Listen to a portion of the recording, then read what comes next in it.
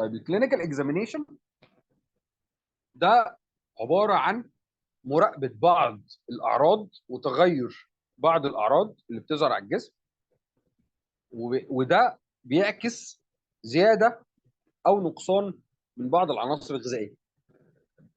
يعني مثلا يقول لك السكن لو حصل في دراي اند سكيلينج سكن، ده ممكن يكون فيتامين اي. طيب بس مش هقدر اجزم، يعني انا مش هقدر اقول لك اصل لو فيتامين اي قل هيحصل دراي اند سكيلينج.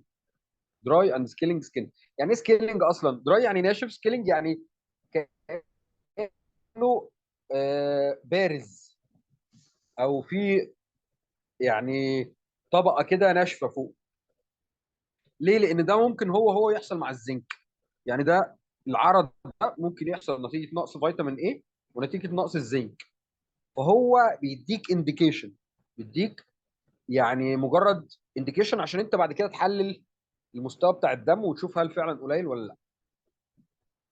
تمام. طيب وهكذا بقى الهير مش عارف ممكن يبقى بروتينز اسينشال فاتي اسيد.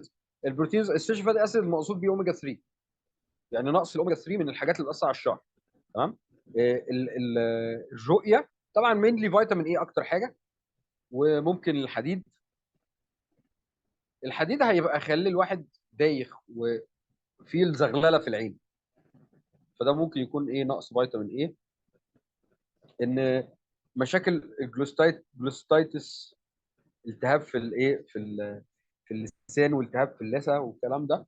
البي كومبلكس بليدنج جامز ده الفيتامين سي، وهكذا. فاحنا بنقول بعض العناصر الغذائيه بتنقص او بتزيد فيبدا يظهر بعض الاعراض، ده اسمه الكلينيكال اكزامينيشن. بس زي ما احنا قلنا هو مش دقيق. ليه؟ لان ممكن الحاجه الواحده تبقى العرض الواحد بيكون بيتاثر بكذا فيتامين، فالافضل ان احنا ناخد قياسات الفيتامينز. وقلنا كان في بعض الدكاتره كانت بتتكلم ان في بعض الاجهزه الحديثه اللي بدات دلوقتي تقيس الايه الفيتامينز، يعني مجرد بس يحط على صباعك كده القلم يقول لك انت الفيتامينز عندك عامله ازاي في الجسم. تمام. طيب فده ايه الكلينيكال اكزامينيشن.